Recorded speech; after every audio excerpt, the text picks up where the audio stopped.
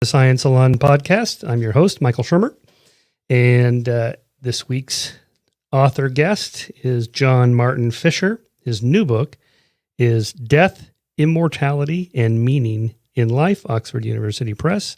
He's a professional philosopher, distinguished professor of philosophy at the University of California, Riverside, and a university professor at the University of California. His earlier work, which I also read when I was researching Heavens on Earth, is Near-Death Experiences, Understanding Visions of the Afterlife.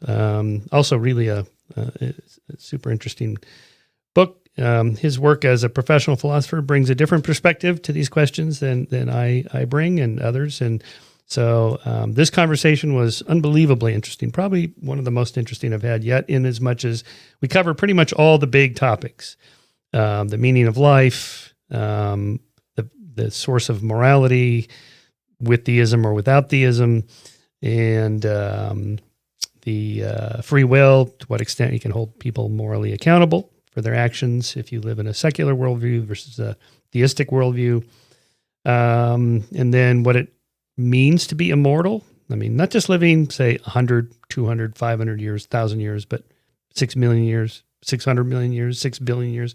I mean, eternity is, a really long time. Anyway, so we get into all that. He deals with all the philosophical perspectives on that. So we go back and forth on those and other topics. The fact that, for example, you can't imagine being dead, because to imagine something, you have to be alive. So what is it we're thinking about when we're thinking about heaven, the afterlife, immortality, and so on, and all the restrictions that come from our cognition. Anyway, super interesting talk. I hope you enjoy it. If you enjoy the podcast in general and you want to support us, as usual, I have to say this because this is how we support our work. You can support it through the Skeptic Society. We're a 501c3 nonprofit at skeptic.com/donate, or you can go to our Patreon page under Skeptic and make a monthly donation. So many different ways to do it. And as always, we appreciate your support. Thanks. Hi, John. Welcome to the show. Thanks for coming on. Thank you very much. You are the author. Your new book is Death, Immortality, and Meaning in Life. Just a light little topic for a morning discussion. Oxford University Press. I want to note parenthetically, you are also the author of this great book, Near-Death Experiences, Understanding Visions of the Afterlife. That is about the coolest cover I have ever seen for a book on this subject. I really love that. And it was really helpful to me when I was researching my book, Heavens on Earth, for my chapter on near-death experiences. I knew a lot about it, but from a scientific perspective, but I hadn't read that much philosophical discussion. And anyway, so I really enjoyed that. It's a great book. I also recommend that. We'll get into that a little bit in talking about alleged empirical proofs for the afterlife, which you're very familiar with. But before we do any of that, why don't you give our listeners just a little bit of background of how you became a philosopher and then why you ended up specializing in this rather heavy topic. Well, thank you. Thank you for having me. I just want to give some credit to my co-author, Ben Mitchell-Young, on the first book you mentioned. Yeah. Yes, thank you very much. I think I started as an economics major and then switched to history. But in my sophomore year in college, I realized my true love was philosophy. I especially like thinking about puzzles. So I got interested in whether free will is compatible with determinism and God's foreknowledge if God were to exist. And I looked at a great paper by the contemporary philosopher Harry Frankfurt, in which he argues that in the example he presents, we can be morally responsible even if we don't have a certain kind of free will. And I thought about that puzzle, and I thought about that puzzle, and I was hooked, and went on to into philosophy. I'm a human being, so I'm interested in death. And I wondered always, what is death? What happens to us after we die? Might it be possible to be immortal? And then my first job in philosophy was at Yale, and they asked me to teach an introductory class. And they said, you can do it on anything you want. So I said, let me do it on life, death, and immortality. And I started reading the philosophical literature and started thinking about it more. And that kind of got me hooked. And then at some point, because of my writings, perhaps with my colleague at Yale, who then went to Santa Barbara, Anthony Bruckner, close friend and collaborator. Over time, it attracted the attention of the John Templeton Foundation, and they asked me to apply for a big grant on immortality, which I fortunately got. And as I was looking at proposals by scientists and philosophers and theologians for support from the project, I got interested in near-death experiences. I knew nothing about near-death experiences or the contemporary work on living forever or trying to live forever until I started that grant. And so that was 7 years ago. And increasingly, I'm interested in those subjects. Very good. Most of my books are written not just from a scientific perspective. I'm not a philosopher, but mainly to respond to my debate partners, mostly theists. So like the last two books, The Moral Arc and Heavens on Earth, they were to respond to this idea that without God, there can be no objective moral standards, and without God, there can't be an afterlife. Therefore, there's no meaning in life, and so on. So I'd be curious, as a dive into your book, how you would respond to these kinds of claims. So just give me a couple of minutes here to read. I'll try to steel man the theist's argument. This is from a debate I did with William Lane Craig, who is one of the more public intellectual theists who does a lot of these debates. He says, on a naturalistic worldview, everything is ultimately destined to destruction in the heat death of the universe. As the universe expands, it grows colder and colder as its energy is used up. Eventually, all the stars will burn out, all matter will collapse into dead stars and black holes. There'll be no life, no heat, no light, only corpses of dead stars and galaxies expanding into endless darkness. In light of that end, it's hard for me to understand how our moral choices have any sort of significance. There's no moral accountability. The universe is neither better nor worse for what we do. Our moral lives become vacuous because they don't have that kind of cosmic significance. Without God, there are no objective moral values, moral duties, or moral accountability.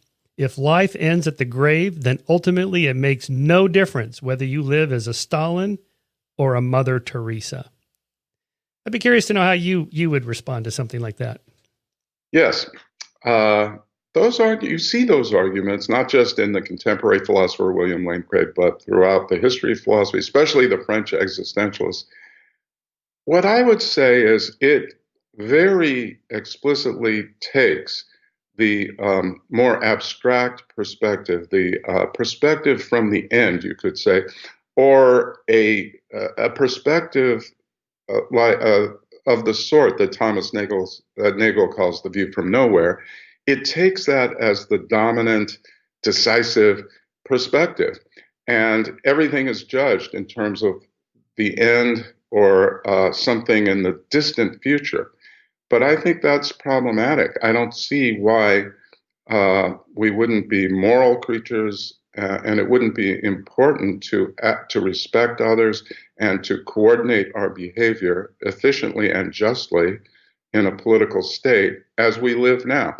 So I, as a human being, and all of us as human beings, can take different perspectives. As I'm living my life, I take my perspective from here and now. And projects are important to me. Other people are important to me from this perspective. Then I can also step back and reflect on my projects and my desires and my values. And I can sometimes adjust in light of new circumstances or new reflections, new experiences. So I can step back from the lived perspective. And some of the work on free will and moral responsibility involves, importantly, considering the opportunity and the capacity of persons to step back and reflect. That's important. But that's not zooming out into philosophical outer space. What William Lane Craig is asking us to do is zoom out into outer space and look at our lives from nowhere or from the distant future. But why should that matter? Why should that be decisive? That's what I want to know. Think of it this way. Suppose I tell you, you want to go to a nice restaurant. This is a fairly mundane example. And I say, look, you'll be done with the meal in a couple hours. You'll be done. And at that point, maybe you'll even regret eating as much as you will have eaten, but you really won't be having pleasure anymore. So there's no point. There's just no point, because at some point it'll be over. I just think that's a wrong way of thinking about it. Or imagine that you're watching an interesting streaming show on HBO. You're watching Game of Thrones or whatever you like to watch. And you say, but if I just go all the way to the end, everything will be spoiled. I'll know the ending, and nothing will be worthwhile then. And what I'm going to say is, well, why fast forward to the end where you're watching the show, you're enjoying it? Yes, if you fast forwarded, you could see that everything in between will be wrecked for you, the excitement and the passion and the engagement. But why do that? Why fast forward? That's my view about these arguments. And you see them it's not just a temporal zoom out, but it's a spatial zoom out too. Some people say if you look at your life very abstractly, you'll see that there's no difference between human life and, let's say, Sisyphus rolling the rock up the hill, or even the glowworms in New Zealand, or any kind of trivial, repetitive life. And again, what I want to say is, yeah, if you abstract far enough away, you won't see the richness and the texture of our lives. So that I could talk forever on that, but no, that's a good one. You have a discussion in your book called the zoom in, zoom out argument, and that's what you're focused on there. Right. So it matters at what level we're existing at, or at least what level we're talking about what matters. I call this Alvey's error. One of my Scientific American columns. Alvey is Alvey Singer, Woody Allen's character in Annie Hall, where he refuses to do his homework and his mother takes him to the psychiatrist, and the psychiatrist asks him, what's the problem? And he says, the universe is expanding. And he says, so what? Well, if the universe is expanding, then one day it's going to all blow up, so it doesn't matter if I do my homework. And his mother says, what's the universe got to do with it? We live in Brooklyn, and Brooklyn's not expanding. Right. Exactly. That's it. Kierkegaard wrote that we live our lives from the perspective of here and now, but we find meaning from a more abstract perspective. That's all okay with me, but the abstract perspective doesn't have to zoom out so far that we miss the forest for the trees. Yeah, in that column I quoted your colleague, Shelley Kagan. In fact, you have a blurb from Shelley, I think, in on your near-death experiences book. Shelley says on that particular quote, this strikes me as an outrageous thing to suggest. It doesn't really matter. He's here talking about the Nazi torturers. It doesn't really matter. Surely it matters to the torture victims when they're being tortured. It doesn't require that this makes some cosmic difference to the internal significance of the universe for it to matter whether a human being is tortured. It matters to them. It matters to their family, and it matters to us. Right. And imagine if the Nazi told the victim, look, I'm doing this, but it really doesn't matter because eventually it'll be over. Eventually we'll all be dust. That would be a terrible argument. And I think William Lane Craig's is similarly terrible. Yeah, well, that's the kind of arguments they made. Just a couple other examples. Ben Shapiro's new book, The Right Side of History. I had Ben on my podcast. He's a friend. I really like Ben, but he's much more intellectual than most theists on this regard. But he takes on Pinker, myself, and Sam Harris that this argument that moral values can be derived through reason, and the whole Enlightenment project and so on. And so Ben's argument in this book is that it's Athens and Jerusalem. That is, Pinker and Harris and I are depending on Athens, Greek reason and all that, but Jerusalem. And so he's really leaning here on this biblical idea that humans were made in God's image, and that's what gives us dignity. Right. And that's what grounds moral values in something beyond just survival and flourishing of human beings or the well-being of conscious creatures, as Sam defines it. He wants something more. Again, it's that there's some outside source that says this is valuable. Right. Well, exactly. So the arguments sometimes pertain to ethics and moral values, but also to meaningfulness or meaning in life. And obviously, some people argue that without God, there would be no meaning in life. And again, I think that argument is problematic. And one way of putting it is, if we are made in God's image, what exactly is that? What is God, or who is God? What are his properties that we mirror? What exactly? What specifically could give us guidance? So, as you know, another Southern Californian, Rick Warren, famous minister in Orange County, Rick, has written a book about the purpose-driven life. And what he says is, our meaning comes from fulfilling God's mission for us, God's purpose for us. But now the question is, what exactly is God's purpose? What exactly is it to live in accordance with God's mission for us? If it's very abstract, then it doesn't really give us any specific guidance, and we have the same problem we would have if we were secular and didn't believe in God. But if it's very specific, so God has a specific, concrete purpose for each individual.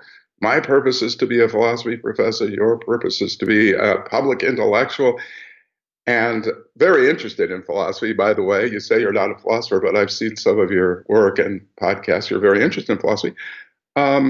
And that some people's purpose is to be a painter, some is to be a bricklayer. That just seems then to leave very little room for free will, and also raises the question, how do I know my specific purpose? So my own view is it doesn't really help much to posit that God has a purpose for us, or that we are living in God's image. I mean, how exactly does that help?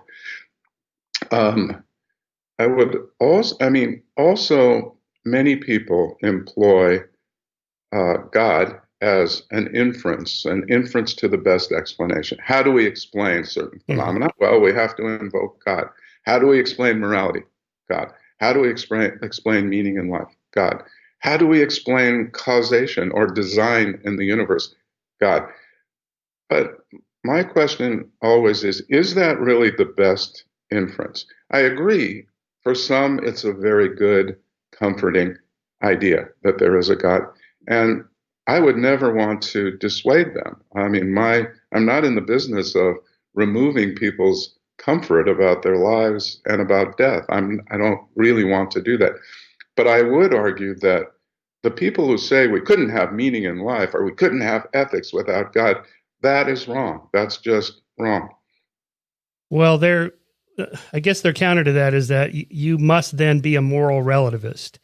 Even if you say, well, our Constitution guarantees these rights, or we have a Bill of Rights, or we have a social contract, that can all be removed. You know, we get a new regime that topples the current regime, and it's just human convention. There's no truth with a capital T or objectivity behind it. Therefore, you're a moral relativist. Right. But you're not a moral relativist, are you? I'm not. Well, in a way I am, in a way I'm not. I follow philosophers like John Rawls, who believes that what we do is we reflect critically on our evaluative or moral judgments, what he might call our considered intuitions, not just our views when we have had a few beers and we're talking to our friends, or when we're in a panic or whatever, or we're enraged. Our reflective intuitions about moral matters in a cool, rational place. And then we systematize those judgments. We look for principles. We prune the judgments. We adjust the principles. We adjust everything so we're in what he called reflective equilibrium. And that does mean that we start from certain starting points. So I am a relativist in the sense that I understand that if you started with very different intuitions or very different principles that you're attached to, you'll probably come up with a different reflective equilibrium. Rawls talked about an overlapping consensus in which, different groups will have a core of shared views. So I'm not a radical relativist, but I do think we have to start from certain starting points. If you posit objective truths, then you avoid that kind of relativism, but then you create the epistemological problem. How do we know what those objective truths are? And as you know, religious views, according to which there is one objective truth, can't in themselves solve this epistemic problem. So many of the wars and conflicts in the world are precisely between religious groups, each of which think they have the objective truth.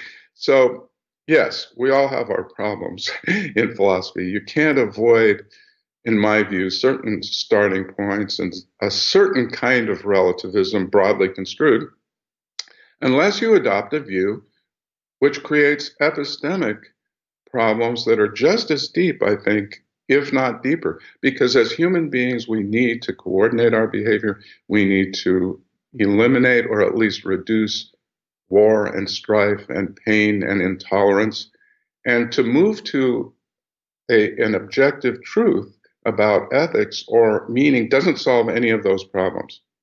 Well, I like Rawls's position of ignorance, or the original condition, where if I don't know which group I'm going to be in, I want to write the law in such a way that if I'm in the minority group, or the group that's likely to be discriminated against, I want the law to protect me. Right. That's kind of to me, it's kind of a scientific argument, in as much as it assumes that human nature is universal. We'd all rather be alive than dead, free than enslaved, full rather than starving, and so on. And from there, you can build certain characteristics that a civil society should have, these kinds of things. Now, we may end up in disputes about what is the right tax rate to support those kinds of programs, or universal health care, whatever. But fundamentally, we all want the same thing. We want to be alive than dead. We want to flourish and so forth. Right. And from there, you can build something like that. And the Copernican principle that I'm not special, that my brain is designed the same way as your brain. Therefore, if I can suffer, you can probably suffer. And if that hurts me, it'd probably hurt you. Right. And from there, you can kind of build some kind of, maybe you don't want to use the word objective moral values, but something like moral values derive from not just philosophy, but also empirical science. We can observe what people want. Exactly. And that's why Rawls uses the term wide reflective equilibrium. So it's not just our intuitive judgments, even in a cool reflective hour, but we incorporate the best science as well. And it is a kind of objectivity. It may not be objectivity with a large O, or maybe it has a capital O, but the rest of the letters aren't capitalized.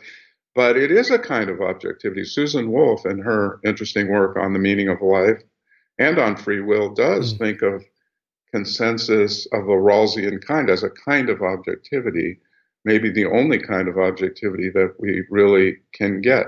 Let me also emphasize, it's not just the religious views who believe in objective truths.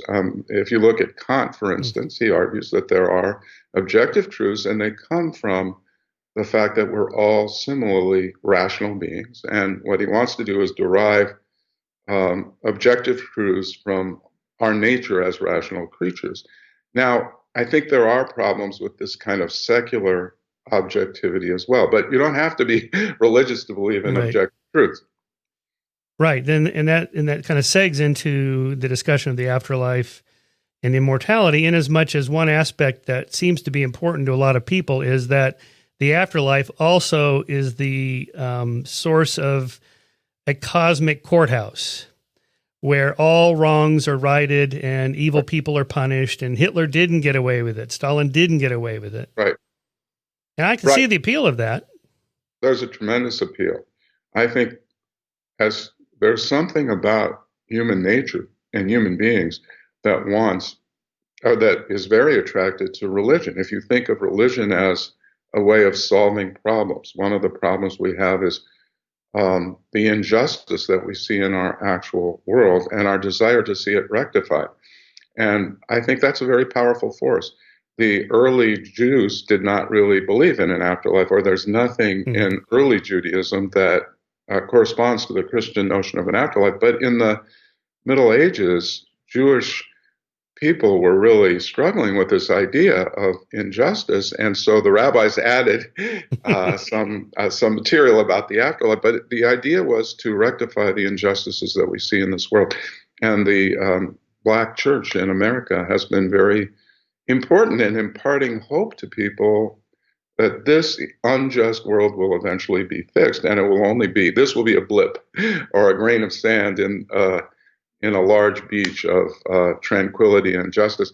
So we want that, and we also want an explanation for what happens around us, and we want. I think this is kind of a Freudian point, but we as human beings have a need to have a parental figure looking after us. And we want the universe to be ordered in a benign way.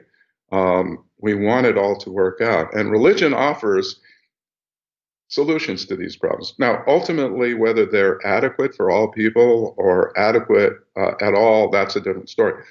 So a belief in the afterlife does provide that kind of comfort. I don't think, I wish I could believe in it. And I wish you do, really?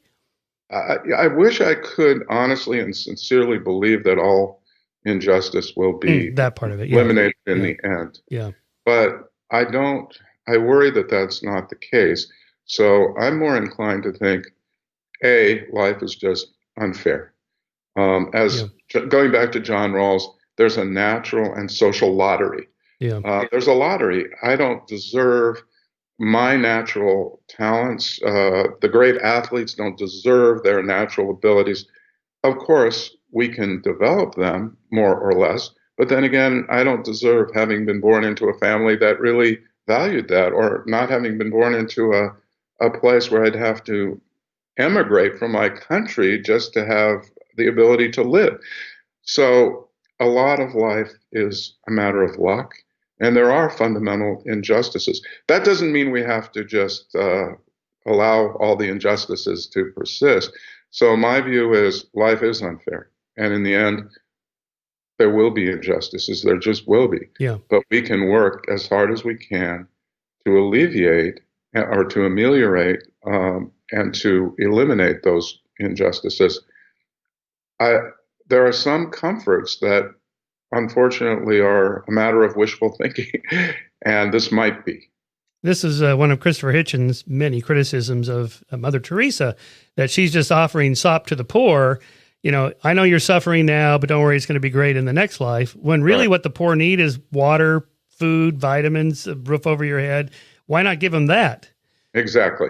And there is some comfort in a secular view in that you are suffering now, and there's terrible pain. Apart from the social injustice, some people are born with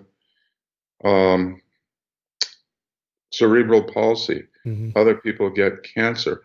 There's terrible suffering, but when you die, the suffering will end, even on the secular view. Matter of fact, on the religious view, there's the danger that you'll end up in hell, which is going to involve eternal damnation, at least on certain religious views. The secular view, in my view, does offer comfort. The suffering will end. Yes, I think, it's one good argument for why we should fight for justice in this world, just in case there isn't cosmic justice. Right. But even if there is, we still don't want Hitler and Stalin to have gotten away with it. Now we want to get them while they're still alive, which is why we have an international tribunal of war crimes, and we want to get them before they commit suicide. Yeah, and it's because part of living in a rich way is having dignity and respecting others and being respected by others. And part of that is holding each other, ourselves and others, morally responsible for our actions. That's important to us as we live our lives now. You know, it's interesting. We're talking just a few days after Jeffrey Epstein committed suicide. Yes. You don't hear anyone saying it's okay because he's going to get his up in the cosmic courthouse. Right. God is going to really stick it to him. No, they're pissed because we wanted to give him justice now. Right. And this illustrates an interesting point. Some people think, it's puzzling why someone on death row who tries to kill himself or herself, let's say it's a he, we spend a lot of money to try and save those people. Why do we do that? The point is, if they kill themselves, then they're in charge. They haven't been held accountable by society. When society kills them, then society symbolically expresses our concern about the victims and our concern about the social order. So it's different. He took it. He was unfortunately in charge at the end, and he shouldn't have been. Right. Jerry Seinfeld has a funny riff about that, where the cops beat the crap out of some perp, and then they carefully put him in the back seat of the car so he doesn't bump his head. Yes, exactly. Exactly. Well, that's because we want society to express our indignation and our resentment. We don't want it to happen accidentally. Maybe this is a good place to bring up free will. You don't discuss a lot of that in your book. I know you've written about this elsewhere. And, I don't want to spend a lot of time on it because it's a tangled net. But, basically libertarian free will, compatibilism, and then determinism. Most of my scientific friends are determinists. People like Sam Harris and Jerry Coyne are very outspoken determinists. They have really good arguments. But my friend Dan Dennett is a compatibilist. He has really good arguments. To me, it seems to come down to linguistics. What exactly do you mean by free will or volition or making a choice? And what do you mean by determinism? I mean, we all agree we live in a determined universe with cause and effect, except at the quantum level. How do you reconcile all that, particularly in with regard to these moral issues, people being held accountable and all that? Right. So I think I'm on Dennett's side in that I'm a compatibilist, but I call myself a semi-compatibilist because I don't think determinism is compatible with freedom to do otherwise. But I think it is compatible with acting freely and being morally responsible. So I follow a great tradition that really goes back to Chrysippus and John Locke, and in contemporary philosophy, Robert Nozick and Harry Frankfurt, according to which you act freely in virtue of acting in a way that isn't impaired or is the result of the human capacity for practical reasoning, where your inability to do otherwise plays no role in the actual sequence or the history of your action. So it's very controversial, obviously.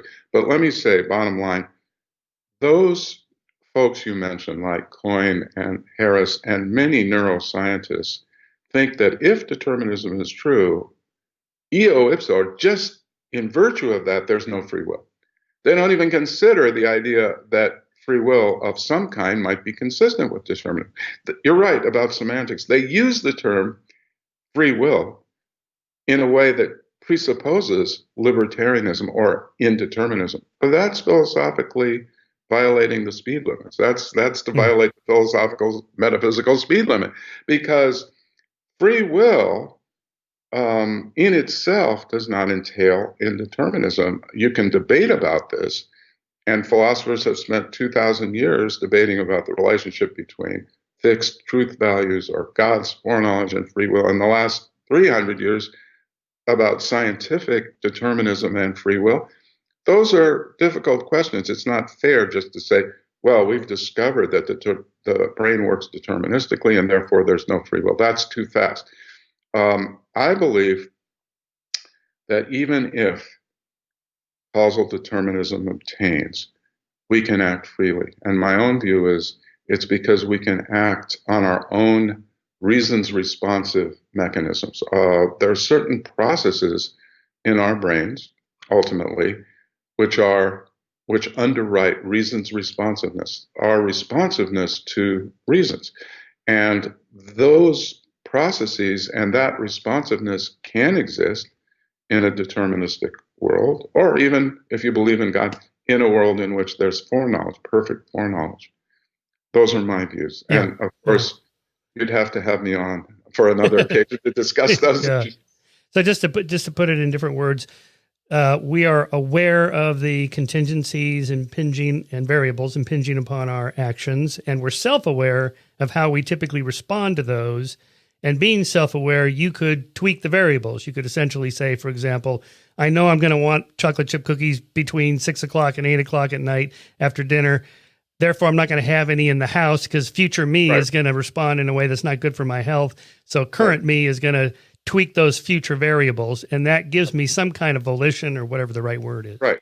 Yes. So that's going back to this minimal zoom out, or this stepping back and reflecting and adjusting our values, perhaps, and our desires, adjusting our circumstances. Right. The alcoholic or the person on a diet does not want to have a lot of alcohol in the house or the chocolate chip cookies there on the counter. So therefore, you could say, well, Shermer, you are responsible for violating that and having the cookie or taking the extra drink because you knew you were going to respond that way. Right. That's part of it. Yes, you can be held morally responsible, even if in the end we believe you couldn't have done otherwise because of the way in which the action was formed. The action and your choice came from a process that was responsive to reason. So if I had believed that I've now lost all the weight I need to and it's time to treat myself, it's better to treat myself in the long run than be abstemious because then I won't binge. So if those were my reasons, and if I were to choose in accordance with those reasons, then I'm reasons responsive. I mean, the actual situation had a reason that you're a little overweight and a lot of carbs. Simple carbs aren't bad for you, but as long as my choices come from a process or a mechanism that I own and that is responsive to conditions in the world and considerations that come from those conditions, in other words, reasons, I can be held responsible. That's my view. Yeah. Now, it's very controversial. Yeah.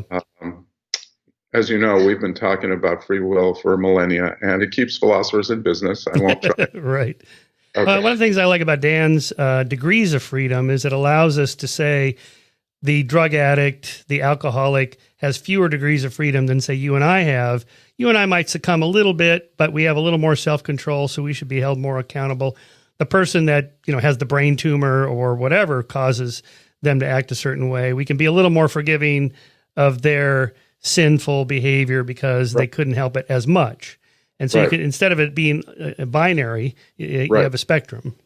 Yeah, I agree. And I should give some credit to Dan Dennett for his book, Elbow Room, which was an important book because he also talked about reasons responsiveness as opposed to what he called spexishness,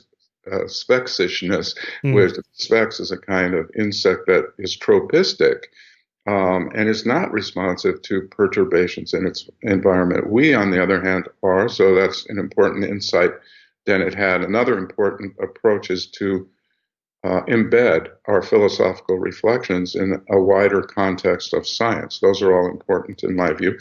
The way I tend to look at it is free will and moral responsibility, in my view at least, are absolutes, but what admit of gradations are praiseworthiness and blameworthiness. So we can look at some people as less blameworthy because of their circumstances.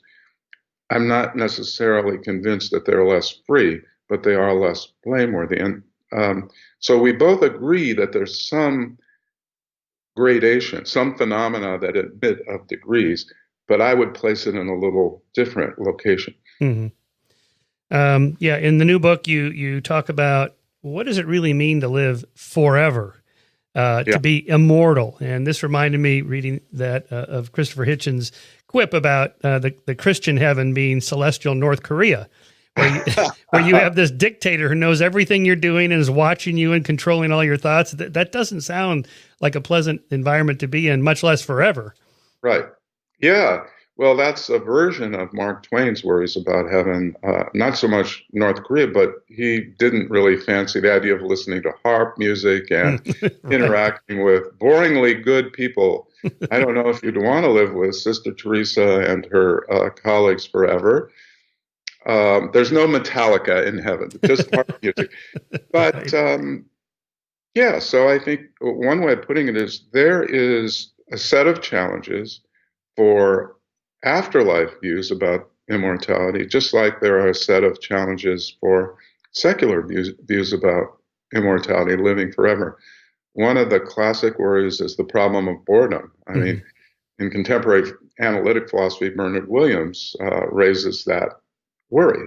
Would we be bored? He talks about a play by Karel Capek, made into an opera by Janacek, about a character, Alina Macropolis, whose father has given her an elixir of eternal life. It really allows her to live 300 years, and then she has to decide whether to take it again. In the end, she decides not to because she's bored. So that's a challenge for the people who are secular immortalists as well as afterlife immortalists. I believe, interestingly, the replies can be parallel, because I don't think it would inevitably be boring to live forever, because there are projects that are importantly compelling, that I think could be importantly compelling and engaging forever. I think there are certain experiences and pleasures that are what I call repeatable, as long as they're distributed in the right way. So listening to a beautiful piece of music, enjoying your favorite delicious food. If you listen to the song over and over and over again, or you eat the food over and over again, day after day, yes, it will become boring. You'll become sickened by it. You'll want to die. But if you distribute your pleasures and your experiences, and you engage in the projects in a life that also has a rich texture of other activities, I don't think it would have to be boring. I'd say the same thing about heaven, although there are perhaps fewer opportunities for certain kinds of projects. There's still, it's a community in conversation or communion with a perfect being. There are also other individuals in heaven with whom one could have some kind of interaction. And arguably, these possibilities are enough to ground the idea that heaven doesn't have to be boring, doesn't have to be like North Korea. But I believe the resources are a little skimpier in the religious tradition, but they're there. And of course, I should just say, there is a conception in Christianity. All the different religious views have different conceptions of heaven, and it's an oversimplification to say the Christian view or a Christian view. But on a view, you're not just in communion or conversation or relation to God. You are in an ecstatic union, a kind of blissful, perfect union with God. And that, by definition, can't be boring. It's, by definition, a kind of ecstasy. And if so, but you talk about in the book elsewhere in the meaning chapter about distinguishing between happiness and meaningfulness. I have a whole section on this in Heavens on Earth too. That, like, Roy Baumeister's research on what makes people happy versus what they report gives them a meaningful life, and they're not the same thing. Right. You know, like maybe struggles and challenges, long-term goals that you have to work toward, and it's not fun doing it. You're not sitting there working out or being a caretaker for a parent, like my example. It's not fun. I'm not sitting there thinking, boy, I'm just the happiest camper all day today. No, I'm kind of unhappy, actually. But later down the road, I think that was a good thing to do. That makes me feel like a good person. I led a more meaningful life. Maybe heaven would need to have something like that. Right. I agree. I totally agree. Happiness and meaning are different. I think there are think of poets and authors and philosophers and some scientists and people in general who live lives of quiet desperation, or not so quiet desperation. They struggle. They're depressed. These can still be deeply meaningful lives. As a matter of fact, this is the age of documentaries. So you'll see documentaries on people you thought were perfectly happy, and you'll see that they struggled. They went through difficulties, illness, divorce, and still they lead meaningful lives. So I agree. And so you might wonder, is a blissful union with God, an ecstatic union, is that really meaningful, or is it just being very, very happy? I agree. I don't know how to answer that question. I don't think a religious person who believes in this particular conception of heaven would say it's just happiness or contentment. I think they would say, well, like in the Buddhist conception of nirvana, it's not just a passive contentment, but it's some kind of active, perfect state that can't, by its definition, be tedious or boring or meaningless. Now, how to give more flesh to those bones, I'm not sure. Yeah. No. When I was in college, undergraduate, I was a born-again Christian. So, and as an good evangelical, I was evangelizing, and including my philosophy professor, Richard Hardison, and He wanted to know, I'm telling him about how great it's going to be in the next life. He said, "Are there golf courses there?" He was an avid golfer. He goes, "I need challenges every day." I thought, I have no idea if there's golf courses in heaven. Right. And then Julia Sweeney has this great bit in her monologue, "Letting Go of God." Julia Sweeney is the former Saturday Night Live comedian. Yes. And in her monologue, she talks about the Mormon boys coming by her house in Hollywood, pitching their story. And so she invites them in, and they give her the whole bit about the angel Moroni and finding the gold tablets in Palmyra, New York, and all that stuff. But then they get to the part, she has another monologue where she talks about how difficult time she's had with her family, on again, off again. They don't like each other, they do, and so on, typical family. And the Mormon boys say, "Well, in heaven, you get to spend all of eternity with your family." And she's like, oh, that would not be good. Yes. I think most of us, if you think of the last wedding you went to or bar mitzvah, you might not want to spend forever with Uncle Harry. I agree. Yeah. So, and then there's the problem, and you address this too, and I'll just use Julia's example because it's funny, where she had her uterus taken out for a uterine cancer. She had another monologue about that. So the Mormon boys are telling her, when you're born again in heaven, you're made whole. The blind shall see, the deaf shall hear, and the handicapped shall be whole again. And she said, "Well, I had my uterus taken out. Do I get my uterus back?" And they go, you imagine they don't even know what the uterus is, but you get your uterus back. She goes, "I don't want it back." And then she said, "What if you had a nose job and you liked it? I don't want my own nose back." Right. I mean, well, it's the appeal and the power of positive thinking, but more specifically of wishful thinking. I mean, we want to make a distinction between positive thinking and wishful thinking. And I think it is wishful thinking to think that everything will work out, we'll all be made whole, we'll be in an ecstatic relationship to God that's deeply meaningful. That's a wonderful picture. And I think it is important to have a positive outlook on life in a lot of ways. People's health is better when they're optimistic. We help each other more when we focus on the positive.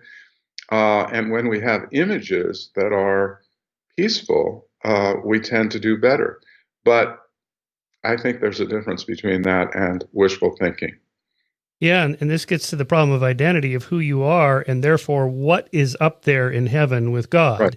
Right. Is it my physical body, or just my soul, whatever that is, if it's a dualistic model? And if it's my physical body, or even if it's my soul, at what age am I when I'm up there? Right. And so on. And the singularity mind uploading people, they sort of have the same problem. Yeah. Because a copy of your connectome is just a snapshot of your current memories at the moment they scan it. Right. Which is not your whole lifetime. That's just that moment of the memories, which are very inaccurate and distorted and changed. To me, this seems like a serious problem. It's a serious problem for all these views. It's a challenge. I'm not saying that it's totally insuperable. I think it's worse for the uploading people, and because it may be somehow essential to human beings or humans as persons that we be embodied in a certain way. But secondly, it's not clear how we could be conscious and have the famous what it's like properties if we are uploaded to computers. There are all sorts of problems with that view.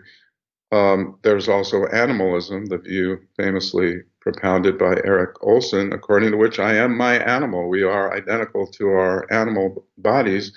We're our organisms. And so being uploaded to computers would be impossible. So that's all really difficult. But you're right, on the different religious conceptions, there are different pictures of who will end up in the afterlife. There are some views, as you say, according to which my soul will separate from my body and will be in heaven, either united with God or in some kind of close, intimate relationship with God. On other views, I get resurrected. So I either have a resurrection body, which is different from my actual body, or I have my same actual body. Somehow God can take those molecules and recreate them in heaven. And as you know, there are all sorts of problems and questions about that. And then on the Mormon view, you actually continue as a material being, maybe on a different planet, but you are your material being. You get your own planet, right? Yeah, right. And on the Buddhist view, it's not clear what you are. There's this no self idea. but you do get reincarnated, at least on some of the Buddhist traditions. And so some people think of it as, you could use the metaphor of a flame. You're not maybe a substantial substance, but you're kind of like some energy, like a flame that goes maybe into a different candle. But so there are all sorts of different views. Yeah. They each have real challenges and puzzles. I like to think of them as metaphors or aspirational ideas, but if you start pushing them, they're very difficult. I should also say that the secular notion of immortality, also, when you start thinking carefully, you wonder, what is it? Am I invulnerable? If a nuclear bomb landed on my head, I could somehow still live? I mean, how is that possible? Does immortality mean I could eat as many chocolate chip cookies as I want and use as many drugs as I want and still be healthy? So there are all these questions. Does it mean everyone will be immortal or only a subset? So there are challenges for all these views. Yeah, when the singularity people and other transhumanists challenge me, Shermer, don't you want to live to be 500 or 1,000 years old? It's like, look, just get me to 90 without prostate cancer. Get me to 100 without Alzheimer's. Just solve one problem at a time. Yeah. But to me, this is why it's kind of a secular religion. It's like, no, that they're not interested in that. They like this grand view. We're going to live 10,000 years or whatever. Right. And some of them believe in the uploading hypothesis. And then you see excellent depictions of some of the dystopian implications or possible implications, like in the show Black Mirror. Mirror, there's an episode in which someone's uploaded but controlled by others and forced to be tortured endlessly. So if we're uploaded, who gets to control the computers? And so there are all sorts of dystopian possibilities that they put aside. I just have this simple view that many of the optimists about immortality, whether they believe in uploading or biological means of achieving endless life, are just hopelessly optimistic, or they have a view about possibilities that is just not realistic. I have a lot of respect for them. I like Aubrey de Grey. I consider him a friend. He's been very generous. And he's even visited classes of ours at UCR. He's a really nice guy, but I think, think about it, whenever I've had some minor surgeries or medical interventions or prescriptions that have side effects or the surgeries go wrong, just think about it. It's just this incredible leap of faith, or almost a religion, as you point out, to assume that our technology will lead us fairly quickly to immortality. It's just not realistic. Yeah, I went to the Singularity Summit a few years ago where Ray Kurzweil gave his "I Have a Dream" speech on stage, and I mean, it felt like being in church again. It's like, oh my God, we are the generation. We're the ones that are going to make it. We're going to, that launch off point he talks about, 2030, 2040. It's going to happen always within our lifetime. That's what triggers my alarms. And some of them do believe in step by step. They think, okay, we'll solve this problem. That'll give us a little more time, and we'll keep working. We'll solve this problem, and eventually we'll achieve the singularity, or the as de Grey says, longevity, escape velocity. Yeah, that's right. But they are, I think, too optimistic. There's also the problem of whether our environment will sustain longevity, because we're very quickly destroying our planet and our environment, and it's not clear what kind of support we'll have for these biologically endless lives. So there are a lot of challenges. But what I should say is, you got to believe in something, or you won't really have much of a life. Your projects will run out pretty quickly. So you might believe in reason, or you might believe in science, or you might have faith in an afterlife. And but if you have faith in science and you work at it, even if you don't achieve the kind of success you think, you will achieve other successes. There's all sorts of serendipity in the history of science. And so I think if you're going to believe in anything, believe in the possibility of progress in science, or believe in a God, and do your best to act in accordance with real religious principles. There's this argument that you discuss as well, that death puts kind of an end cap on a journey that you're making. Right. If there was no end cap here, you wouldn't feel like you're kind of moving through stages. Like I'm about to turn 65, so I get Medicare and all these things are happening. And I kind of feel, I'm a young guy. I know. I think you're a couple years older than me. But I sort of feel like, okay, I'm about to make this transition here and I should start saving more money here and doing this and that. But if I didn't know if I was going to live 500 or 1,000 years, there would be no sense of urgency to do this and then this and then this. Right. What do you think about that argument that death gives meaning? If there was no death, that there would be some sort of lack of meaning because of that? Yeah, very good point. I would separate two ideas. One, the idea that our lives have stages, and therefore if we didn't have stages, it wouldn't be a recognizable human life. The other idea is that our lives are fraught. They're made urgent by our limitations. Some people attribute that view to Heidegger. There are various philosophers who've argued that. So first of all, with regard to the stages, Sam Scheffler, in a really interesting recent book, argues that our lives have stages. If you imagine immortality or extreme longevity, you are imagining a life that's not recognizably human because it doesn't have the stages. I agree it won't have the same stages. It'll still have some of the stages. We'll still be babies, presumably, and toddlers and young people and adolescents and young adults. It'll just be, there will be a stage then that will be missing, the stage that you and I are going into, where we're kind of not wrapping up our lives, but moving into a different part of our lives, getting ready for retirement and for passing wisdom on to our children, for modeling a kind of strength in facing death. And that stage will be gone. I don't know if we need all the stages in order to recognize a human life. Imagine in the beginning of the 20th century, then average longevity in Western societies was about 40 years. Imagine someone saying, well, we shouldn't try and extend that. It wouldn't be recognizably right. human. We have certain stages. Now it's 80 years. Of course, it's going down a little because of some of the problems we have, but it's basically shot up in the last 100 years. And if we get over this hump, maybe it'll start going up. Maybe our average will be 100 years if we make it to the next century.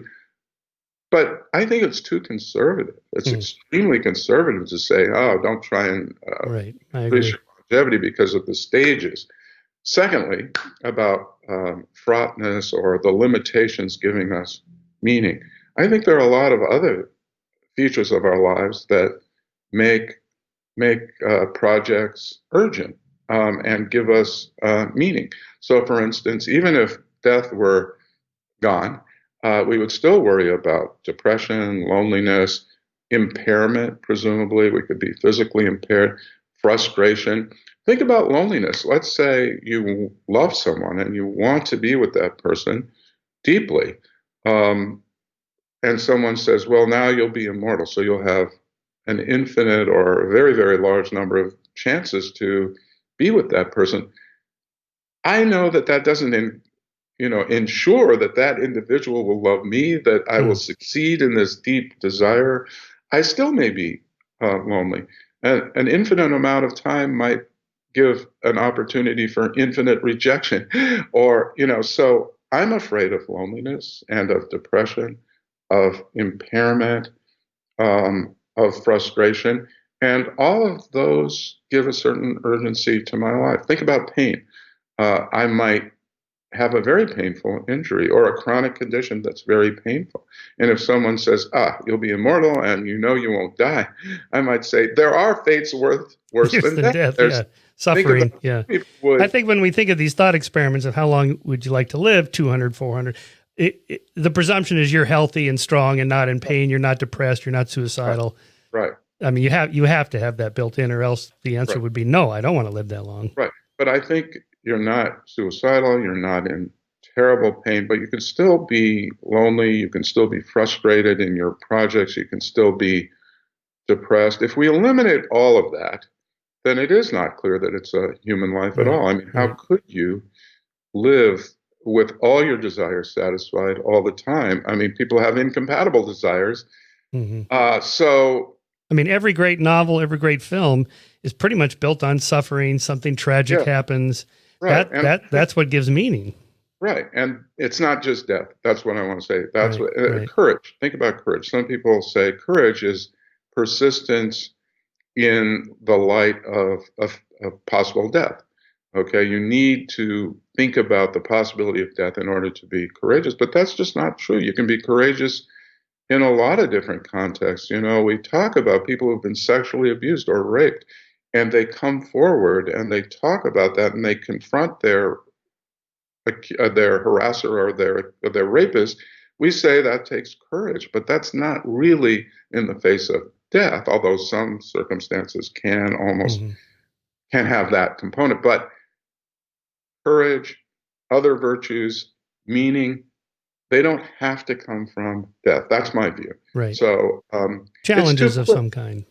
Yeah, it's too quick to dismiss longevity or extreme longevity or indefinite life extension. Some people, like I like to say, violate the philosophical speed limit.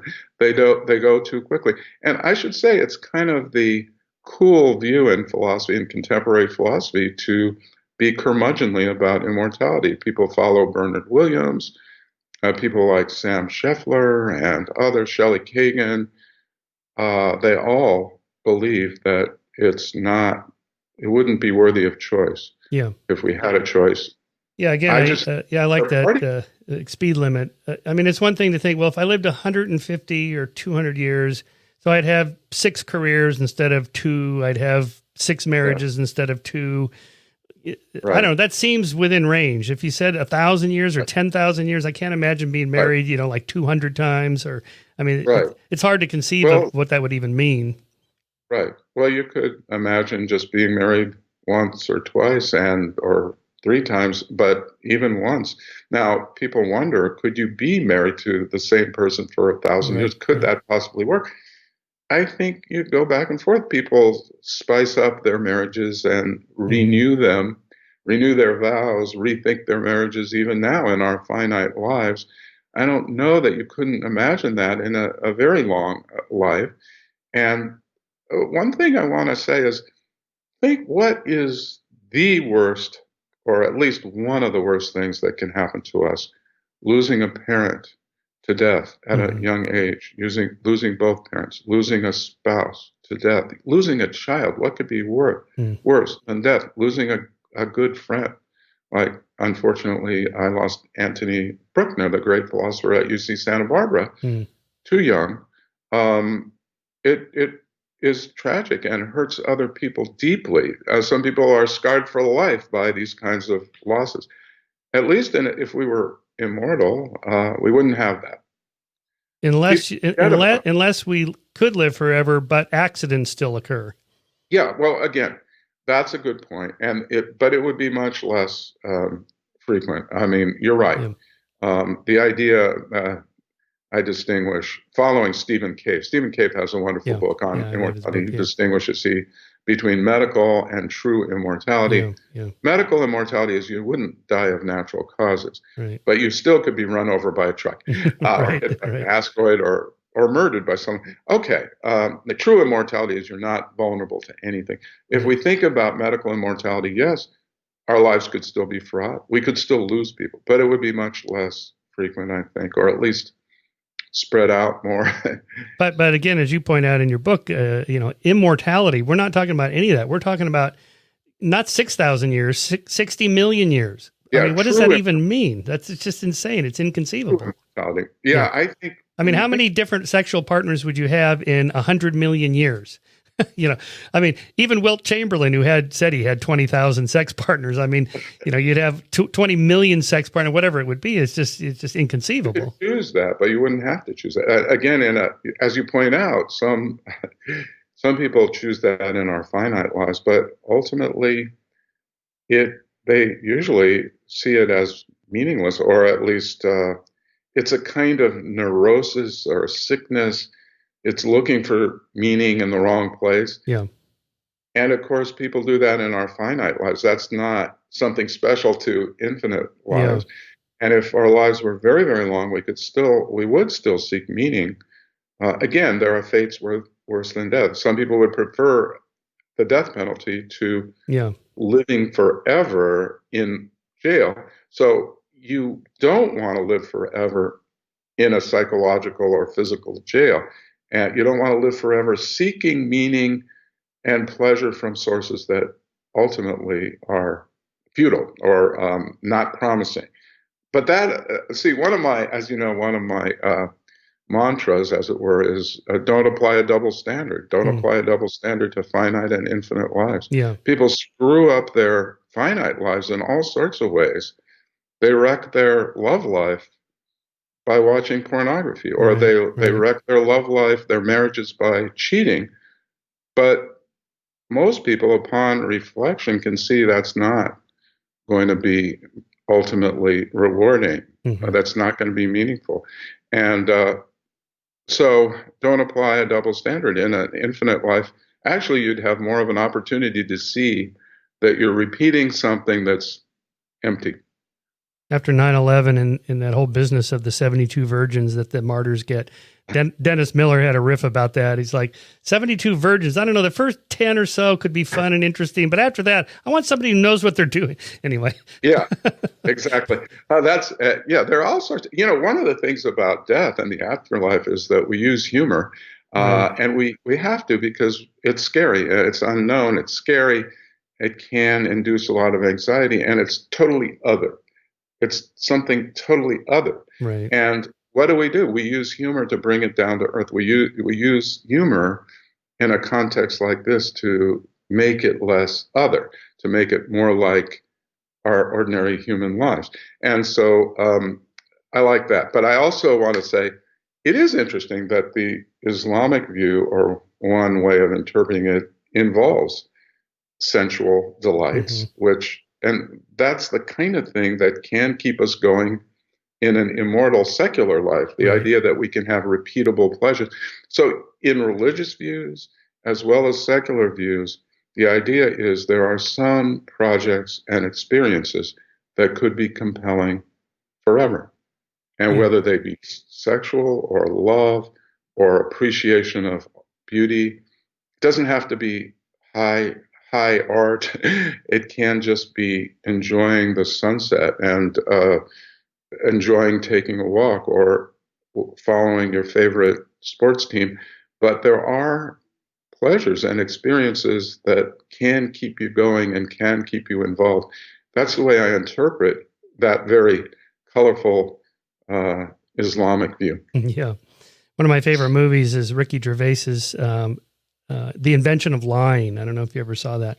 No, I haven't. Well worth watching. So it begins, it's a comedy, but it has a touching, deeper message to it. So it begins where on this world, no one can ever lie. And so there's lots of funny stuff about that. And then by chance, he goes to the bank to withdraw like $8,000 or something, but he's only got $6,000 in the bank or whatever it was. And the bank teller says, well, it doesn't look like you haven't. Do you have enough in the account? And he has this moment like, yes, I do. And she goes, okay. And then she gives him the money and you realize, oh, I can just make up something and they'll respond accordingly. So he leaves the bank and he's walking down the sidewalk and he comes across this gorgeous woman and he says, we have to have sex right now or the world's going to end. And she says, do we have time for a hotel room or should we just do it right here? Typical guy humor. But anyway, then later in the movie, his mother is dying and he's in the hospital with her. And she says, well, what happens to me when I die?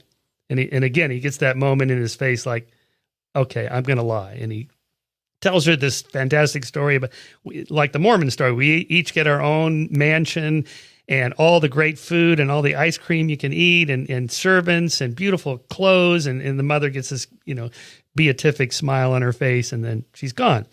And but then as the movie goes on, the plot gets, somebody overhears him saying this, and then a religion develops around him as like Moses. And so the world comes to him. It's like, what else happens in this other place we go? Do we get a boat? Do I get this and that? Anyway.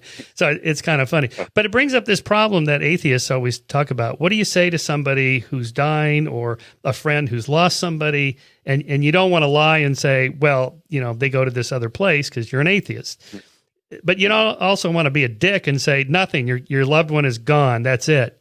get over it. I mean, so what do you say? I mean, what do you Well, say, or what, whatever? How do you deal with that issue?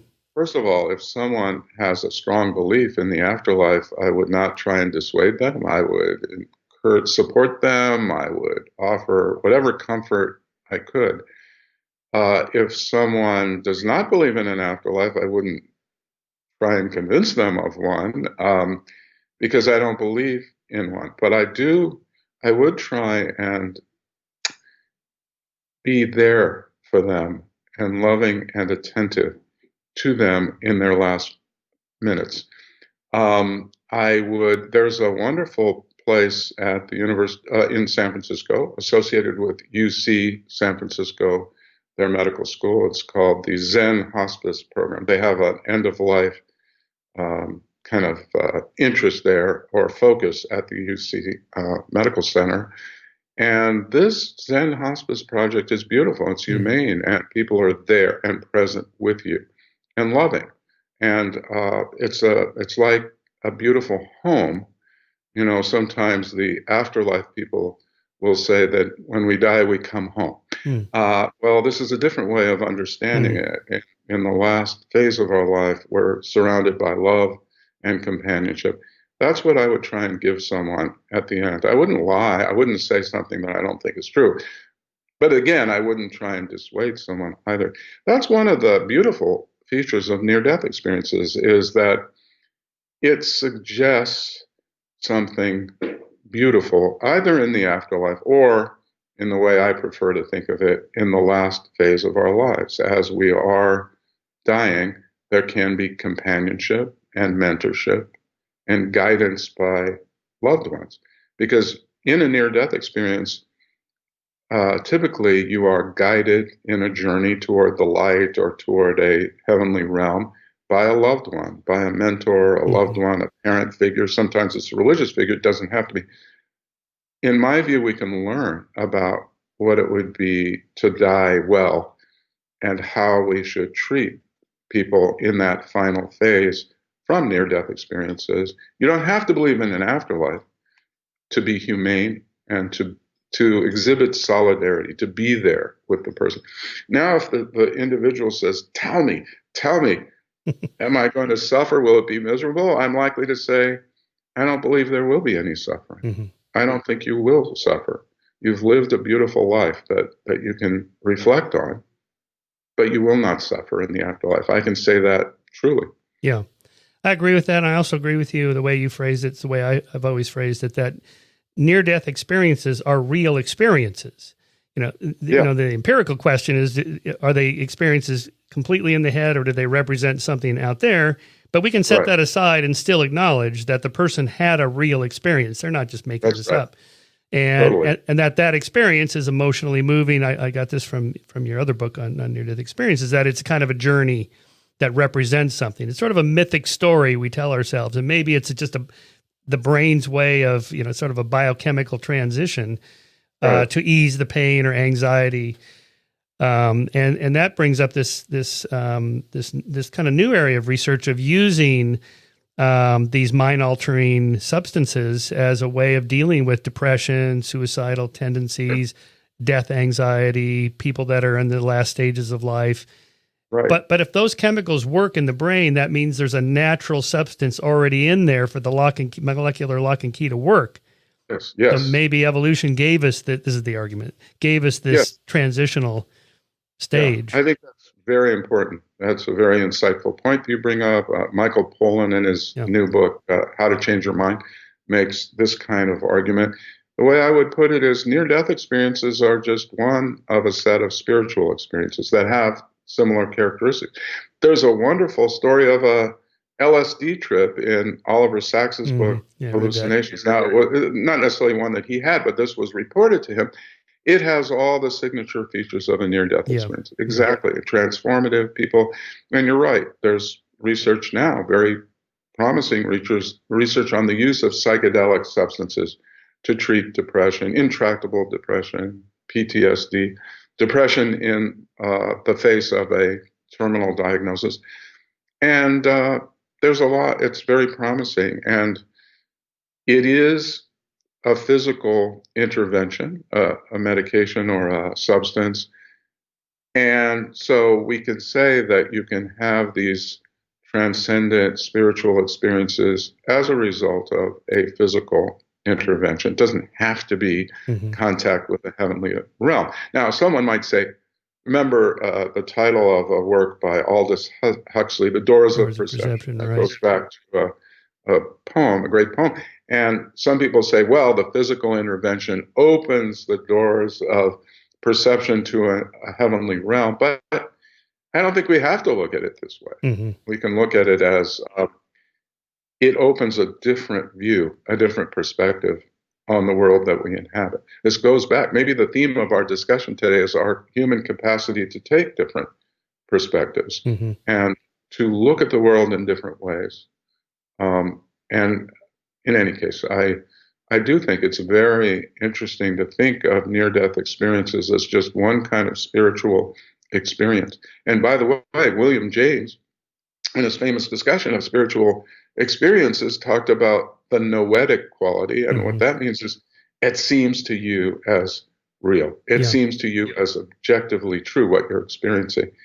And maybe that's as good as it can get. In terms of the epistemological question, I have this long-standing invitation to go to this place called Rhythmia in Costa Rica, where they do ayahuasca. So the invitation is for 5 days of this ayahuasca stuff. Now, setting aside the vomiting and all that purging stuff that goes on, but the people that are inviting me, they're fairly convinced that it is opening a door to this other world. Right. But if that's the only way you can get there, and the only thing I can do is say it's true because I experienced it, and if you did the ayahuasca, you would know it's true also.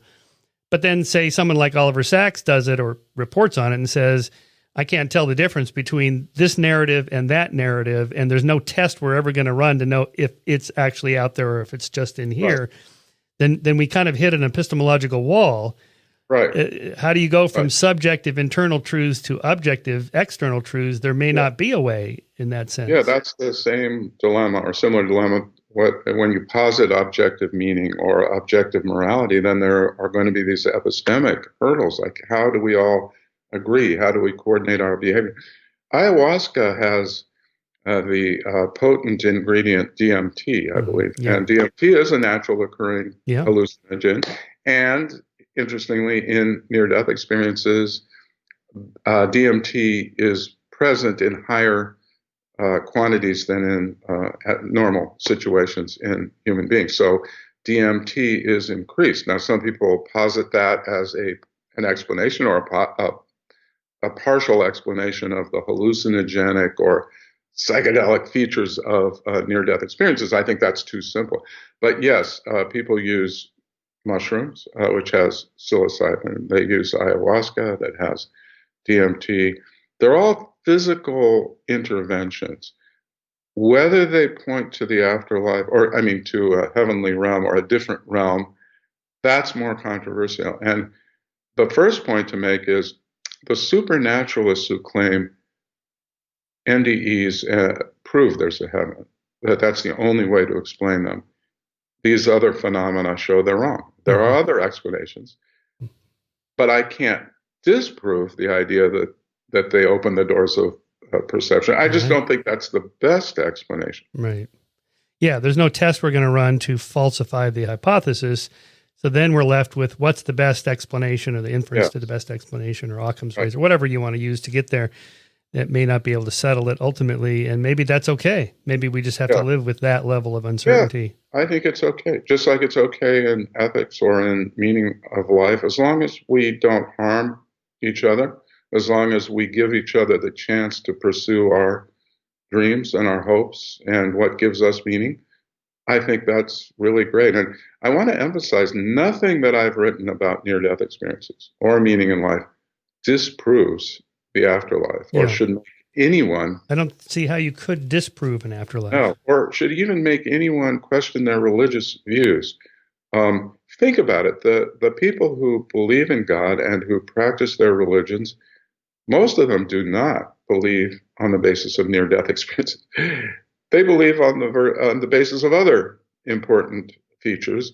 So even if near-death experiences are not conduits to religious belief, that doesn't show that religious belief is false. So that's on the question of what do you say to somebody when they're dying or whatever, it seems to me reasonable to say nobody knows what happens after we die, and if this is what you believe, okay, fine. I can't say I know for sure that you're not right.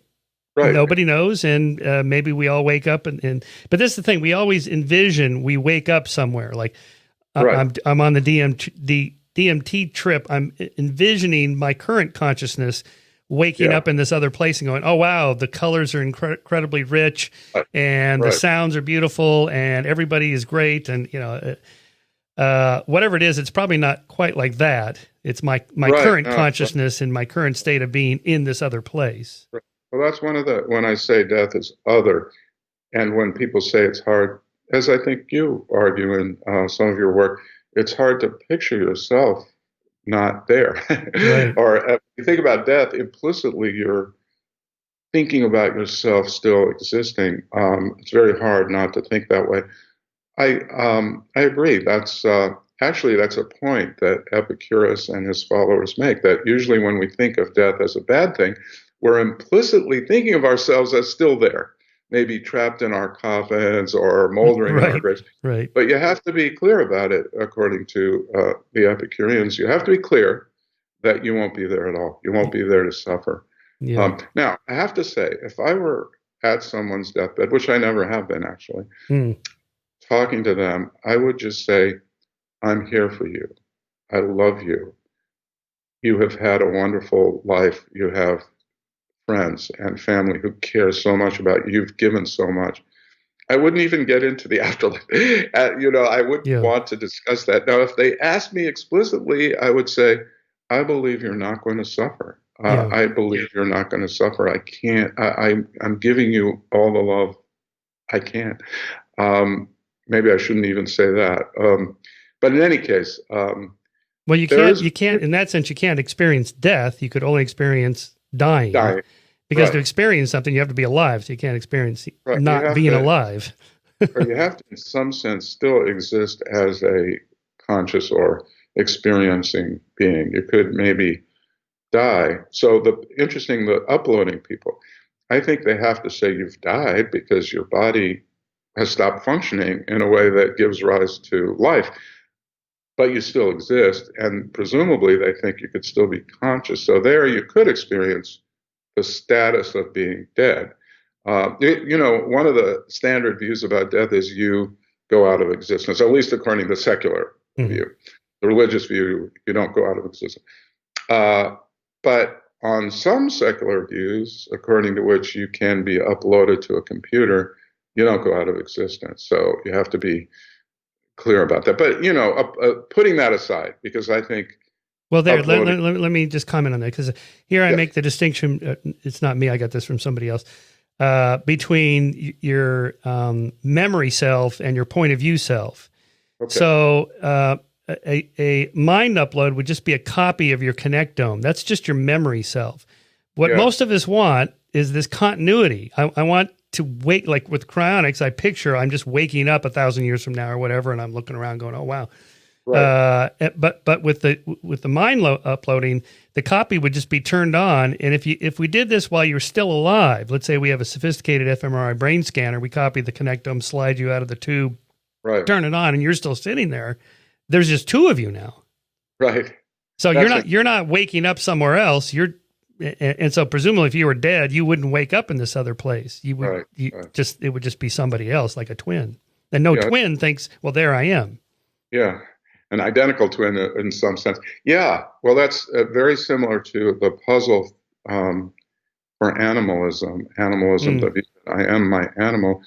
Then in certain contexts, you would see that there were too many individuals there. There would be two people overlapping. There'd be the animal and the, as it were, memory person or personality person. So yeah, there are these puzzles. In my own view, some people say, oh, you're right about free will. That's impossible. That's hard.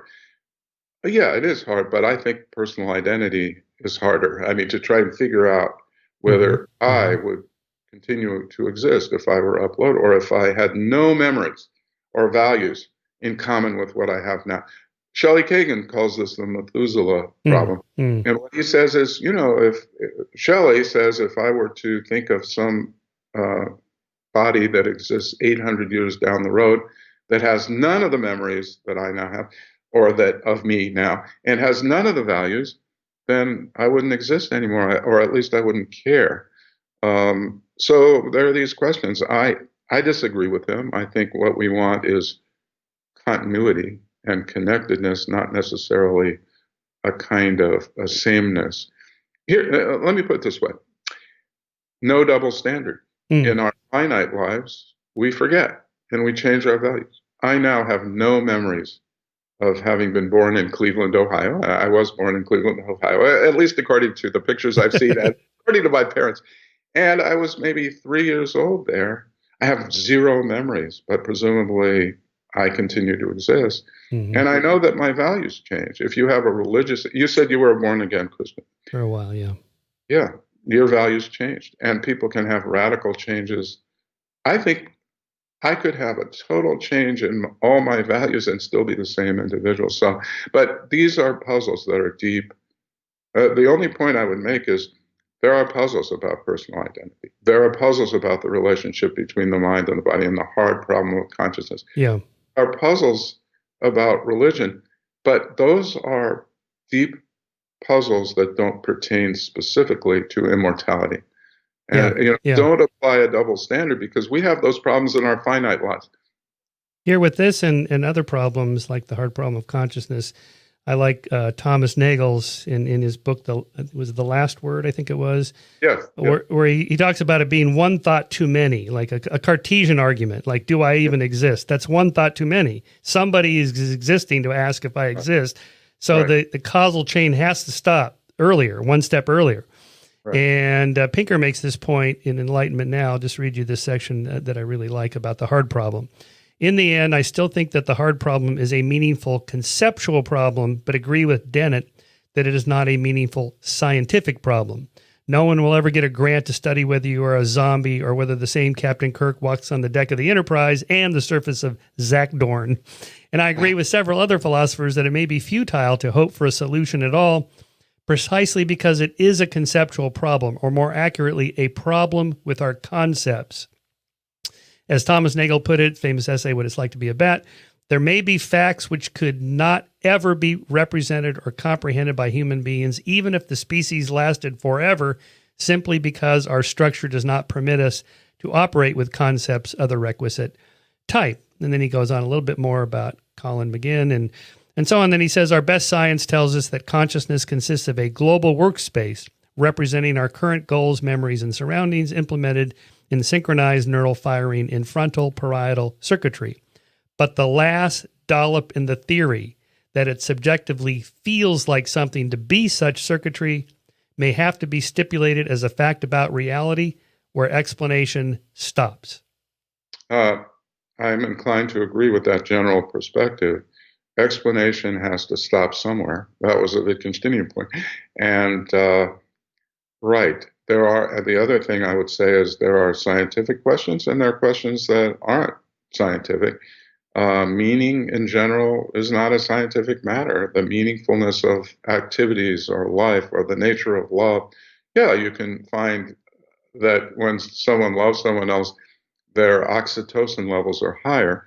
But that's not, having higher oxytocin levels isn't love. It may be correlated with love. Right. Similarly, pain, there may be places in your brain that are more active when you have pain. But that activity itself is not pain. Pain is something that's not strictly a scientific issue. It might be that whenever I'm in pain, my brain is in a certain state. But in my view, that's different from what the nature of pain is, or the concept of pain, certainly, or what it feels like to be in pain. What it feels like to be in pain may be different for each person. And there are different kinds of pain. But that's not just a scientific question. Famously, so one thing we have to keep in mind in philosophy, they say it's childlike.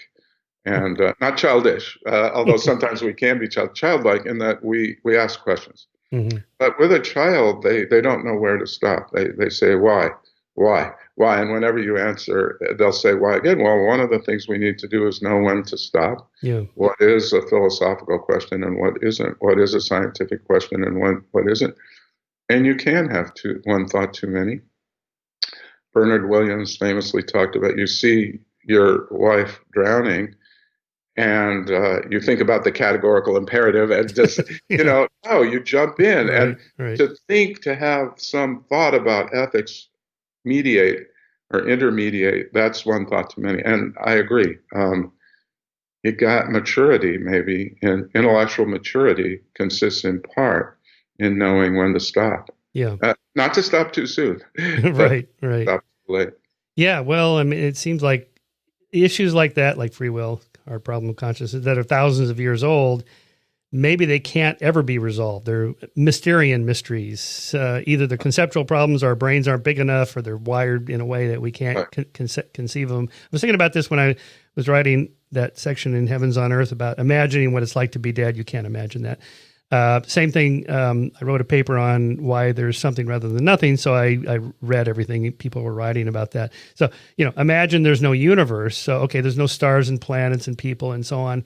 But there wouldn't even be any space-time in which the planets and galaxies and so on is, and there wouldn't be any light. And so I'll just read you Robert Kuhn's, the way he puts it in his book that he wrote on this. So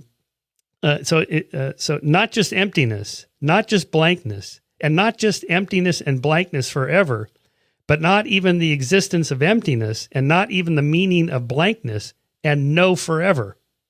Right. At some point we use these words like we understand them, and the concept just sort of falls off the page, and you're like, I can't imagine nothing.